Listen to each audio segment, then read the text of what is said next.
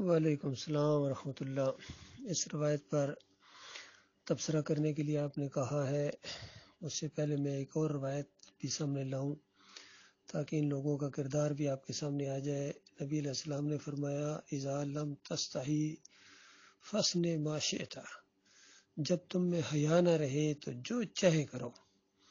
یہ بات آج پوری طرح طارق جمیل کے اوپر، مرزا علی انجینئر کے اوپر، توصیف الرحمان کے اوپر، اور یہ جو چوتھا فوٹو ہے جو صاحب بھی ہیں اس کے اوپر بھی، سب کے اوپر یہ بات پوری طرح فٹ آ رہی ہے کہ جب حیا نہ رہے تو جو مرضی کرو۔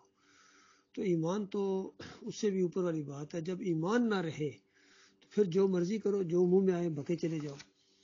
تو دیکھیں، جب قوم شرک کے اندر مبتلا ہو اور اس کو شرک سے روکنا چاہیے، نہ کہ اس کو اور تھپکی دو اور ایسے الفاظ استعمال کرو جس مرض کے اندر پہلے سے وہ مبتلا ہے۔ اللہ تعالیٰ نے قرآن میں اس چیز کی مثال اس طریقے سے دی کہ یہ جو منافق تھے، یہ رائنا کو رعینہ کہہ کے ذرا اس کو کھینچ کر پڑھتے تھے، جس کا مطلب ہوتا تھا اے ہمارے چرواہے۔ اور رائنا کا مطلب ہوتا ہے، یعنی ذرا توجہ فرمائیں، بات میری سنیں، تو اللہ تعالیٰ نے اس لفظ کو بدلی کر دیا کہ یہ لفظ نہ بولو جس سے یہ منافق جو ہے نا غلط مطلب نکالنے کی کوشش کرتے ہیں، لہذا انظر نہ کہا کرو کہ ہماری طرف ذرا توجہ فرمائیں، تو وہ لفظ اللہ تعالیٰ نے بدلی کر دیا۔ اسی طرح جہاں سے شرک کی بو بھی آئے وہاں سے دور جانا چاہیے۔ تو یہ طارق جمیل خاص کر، پھر مرزا علی انجینئر اور توصیف الرحمان بھی اس روایت کو پیش کر کے شیعوں کو گویا اور تھپکی دیتے ہیں کہ یہ جو کہا گیا ہے کہ من کن تو مولا ہو فعلی و مولا ہو، کہ جس کا میں مولا ہوں تو علی بھی اس کے مولا ہیں۔ تو اس سے انہوں نے یہ نکالا کچھ لوگوں نے کہ یہ علماء کو بھی مولانا کہنا، اور پھر خاص کر علی رضی اللہ تعالیٰ کے لیے یہ مرزا علی انجینئر اور یہ جو طارق جمیل ہے یہ مولا علی ان کے منہ پر چڑھ گیا ہے، توصیف الرحمان بھی۔ تو بتائیے، تمہیں یعنی ان لوگوں کو اصلی مطلب بتانا چاہیے تھا۔ لوگوں کو، علماء کا تو کام ہوتا ہے شکوک و شبہات کو دور کرنا۔ اب علماء ان کے شکوک و شبہات کو اور مضبوط کرنا شروع کر دیں اور ان کو اس پٹڑی پر چڑھائیں جس مرض میں وہ پہلے مبتلا ہیں، تو یہ بہت بڑا ظلم ہے، بہت بڑی زیادتی ہے۔ دیکھیے، مولا عربی زبان کا لفظ ہے جس کا معنی آقا، کارساز، مددگار اور رب وغیرہ کے ہیں۔ آزاد کردہ غلام کے لیے بھی لفظ مولا استعمال ہوتا ہے، جیسے سالم مولا ابی حذیفہ رضی اللہ تعالیٰ عنہما۔ اور اسی معنی میں نبی علیہ السلام نے زید بن حارثہ رضی اللہ تعالیٰ عنہ سے فرمایا انت اخونا و مولانا، تم ہمارے بھائی ہو اور مولا ہو۔ تو یہ جو بعد والا مولا کا لفظ استعمال کیا گیا ہے، اس کے علاوہ ہر جگہ جہاں بھی یہ مولا کا لفظ آیا ہے یہ اللہ کے لیے آیا ہے، اور بندوں کو اس انداز سے پکارنا، ان کو مشکل کشا کہنا، پھر ساتھ ان کو مولا کہنا، یہ بالکل اسی طرح کی بات ہے جو اشرف علی تھانوی صاحب نے کہی کہ نبی صلی اللہ علیہ وسلم کے بندے ہیں ہم لوگ، اور اللہ کے بندوں کو نبی کا بندہ کہا جا سکتا ہے۔ تو یہ بھی اسی طرح کا ایک مشرکانہ ذہن ہے ان لوگوں کا۔ اب دیکھیے قرآن میں کتنی مرتبہ یہ لفظ آیا ہے۔ مومنوں کو کہا گیا سورہ البقرہ کی آخری آیتوں کے اندر کہ اس طرح اپنے مالک اور خالق کو کہو انت مولانا، تو ہمارا مولا ہے۔ اور سورہ آل عمران میں کہا گیا بل اللہ مولاکم وہو خیر الناصرین، وہ اللہ تمہارا مولا ہے اور وہ بہترین مدد کرنے والا ہے۔ فرمایا سورہ توبہ کے اندر ہو مولانا، یعنی اللہ تعالی ہمارا مولا ہے۔ اور سورہ الانفال کے اندر کہا گیا فَاعْلَمُوا أَنَّ اللَّهَ مَوْلَاكُمْ، اور جان لو اس بات کو کہ اللہ تمہارا مولا ہے۔ اور سورہ انفال میں کہا گیا نعم المولا و نعم النصیر، کہ کیا ہی وہ بہترین مولا ہے، یعنی اللہ، اور بہترین مدد کرنے والا ہے۔ تو اب دیکھیے کس طرح اس وزن کے اوپر انہوں نے علی رضی اللہ عنہ کو ایک تو مددگار بھی بنا دیا، مشکل کشا بنا دیا، یا علی مدد کہہ دیا انہوں نے، اور پھر مولا بھی بنا دیا۔ تو پوری طرح انہوں نے اللہ کا مقابلہ کیا ہے۔ سورہ یونس میں فرمایا ہنالک تبلو کل نفس ما اسلفت ردو الی اللہ مولاہم الحق، کہ وہاں آخرت میں ہر شخص اپنے اعمال کی آزمائش کر لے گا جو اس نے آگے بھیجے ہوں گے، اور اللہ کی طرف لوٹائے جائیں گے جو ان کا حقیقی مولا ہے۔ تو دیکھیے کس طرح کھول کھول کے اللہ کی کتاب اس مسئلے کو بیان کر رہی ہے۔ سورہ الانعام کے اندر کہا ثم ردوا الی اللہ مولاہم الحق، کہ پھر وہ سب اللہ کی طرف لوٹائے جائیں گے جو ان کا حقیقی مولا ہے۔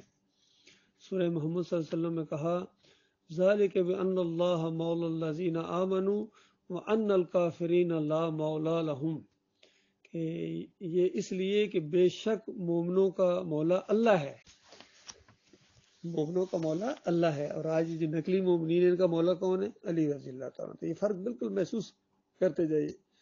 فرمایا یہ اس لیے کہ بے شک اللہ مومنین کا مولا ہے اور کافروں کا مولا کوئی نہیں ہے۔ سورہ تحریم میں فرمایا واللہ مولاکم، اور اللہ ہی تمہارا مولا یعنی مالک ہے۔ اور پھر اسی سورہ میں فرمایا فإن اللہ هو مولاه، تو بے شک اللہ ہی اس کا مولا یعنی حامی و کارساز ہے۔ حدیث میں مولا کے یہی معنی ہیں۔ غزوہ احد کے دن کفار بڑے فخر سے کہہ رہے تھے لنا عزا ولا عزا لکم، یعنی ہمارے لیے عزا ہے اور تمہارے لیے عزا کوئی نہیں ہے۔ اس پر نبی صلی اللہ علیہ وآلہ وسلم نے صحابہ کو حکم دیا کہ وہ کہیں اللہ مولانا ولا مولا لکم، کہ اللہ ہمارا مولا ہے اور تمہارا کوئی مولا نہیں۔ تو اللہ کے رسول صلی اللہ علیہ وسلم کے سوا کسی دوسرے کو مولا کہنے سے منع فرمایا گیا ہے، جس طرح مسلم کی ایک روایت میں ہے لا یقل العبد سیدہ مولاہ فإن مولاکم اللہ، کہ اپنے غلام جو ہیں وہ اپنے آقا کو مولا نہ کہیں کیونکہ تمہارا مولا صرف اللہ ہے۔ تو آپ غور کیجئے کس طرح کھول کھول کے اس مسئلے کو بیان کر دیا گیا ہے۔ اب میں آتا ہوں آپ کی اس بات کی طرف جو ان لوگوں نے اٹھائی ہے، اور اسی وجہ سے یہ علی رضی اللہ عنہ کو مولا نہ کہتے ہیں، مولا علی مولا علی، اور اسی روایت کو پیش کرتے ہیں کہ من کن تو مولا ہو فعلی مولا ہو، کہ جس کا میں مولا ہوں تو علی بھی اس کے مولا ہے۔ یعنی اس انداز سے معنی کو ذرا ٹیڑھا کر دیا، اور کہتے ہیں دیکھو جی مولا کے معنی دوست کے بھی ہیں، اور نبی علیہ السلام نے انہی معنوں میں خود کو اور علی رضی اللہ عنہ کو مولا کہا۔ علی رضی اللہ عنہ کو الوہی صفات سے متصف کر کے مولا علی اور مولا سلامت رکھے یا علی مدد کہنے والوں کی جیسی پکاریں لگانے والے شیعہ مسلک پرست بھی اس روایت کو بطور استدلال پیش کرتے ہیں، حالانکہ یہ روایت ہی درست نہیں۔ پہلی بات یہ روایت صحیح نہیں ہے، چنانچہ اس کو دلیل نہیں بنایا جا سکتا۔ نیز یہ بھی بات ہے، یعنی قابل غور بات ہے، کہ یہ لفظ دوست کے معنوں میں ہو تو صرف علماء ہی کے لیے کیوں ہے؟ کیا دوسرے کے اور دوست نہیں ہوتے؟ کیونکہ علماء کہتے ہیں ہمیں جو مولانا کہا جاتا ہے تو یہ دوست کے معنوں میں ہے، تو دوست اور بھی ہوتے ان کو کیوں نہیں مولانا کہا جاتا؟ تو اس روایت کے بارے میں کچھ لوگوں نے یہ بھی تشریح اس کی ہے کہ ابو طالب چونکہ ذرا مفلس آدمی تھے، زیادہ امیر نہیں تھے، سردار تھے، بڑی ان کی عزت تھی معاشرے کے اندر، ان کی بات سنی جاتی تھی، لیکن وہ زیادہ دوسرے مالدار لوگوں کی طرح مالدار نہیں تھے، اور اسی وجہ سے انہوں نے علی رضی اللہ عنہ کی پرورش جو ہے وہ نبی علیہ السلام کے یعنی ان کو دے دیا تھا، ان کے گھر کروائی۔ تو لوگ نبی صلی اللہ علیہ وسلم کا یعنی مولا یعنی علی رضی اللہ عنہ کو نبی علیہ السلام کا مولا کہنا شروع ہو گئے، یعنی آزاد کردہ یا غلام جس طرح ہوتا ہے سمجھنے لگے، کیونکہ جس کی جو پرورش کی کرتے تو اس کو اس عربوں میں اسی طریقے سے وہ لفظ بولا جاتا تھا۔ تو لہٰذا فاطمہ رضی اللہ عنہ سے جب نبی علیہ السلام نے علی رضی اللہ عنہ کے نکاح کی رضامندی معلوم کی تو انہوں نے اس خدشے کا اظہار کیا کہ لوگ علی رضی اللہ عنہ کو آپ صلی اللہ علیہ وسلم کا غلام سمجھتے ہیں، اس لیے غلام سے نکاح کرنے پر شاید کچھ باتیں بنائیں گے۔ اس خدشے کو رد کرنے کے لیے نبی صلی اللہ علیہ وآلہ وسلم نے فرمایا من کنت مولاہ فعلی مولاہ، کہ جس کا میں مولا ہوں تو علی بھی اسی کا مولا ہے، یعنی جس کا میں غلام ہوں علی بھی اسی کا غلام ہے، یعنی جس کا میں بندہ ہوں علی بھی اس کا بندہ ہے، میری طرح وہ بھی اللہ کے بندے ہیں۔ تو جہاں اور جس مقام پر بھی یہ الفاظ بولے گئے ان کا یہی مطلب تھا کہ علی رضی اللہ تعالیٰ میرے غلام نہیں بلکہ یہ بھی میری طرح اللہ کے غلام یعنی اللہ کے بندے ہیں، جس کا میں غلام ہوں اسی کے علی بھی غلام ہے۔ تو یہ اس انداز سے بھی کچھ لوگوں نے اس کی تشریح کی ہے۔ باقی ان کو مدد کے لیے پکارنا اور پھر اس معنوں میں یا علی مدد اور پھر مشکل کشا کہنا، علی مشکل کشا، علی مولا، علی مولا، تو یہ شرک کو تھپکیاں دینے والا معاملہ ہے، یہ خالص مشرکانہ انداز ہے۔ اللہ تعالیٰ ان فریبکاروں کے انداز سے ہمیں اپنی پناہ میں رکھے۔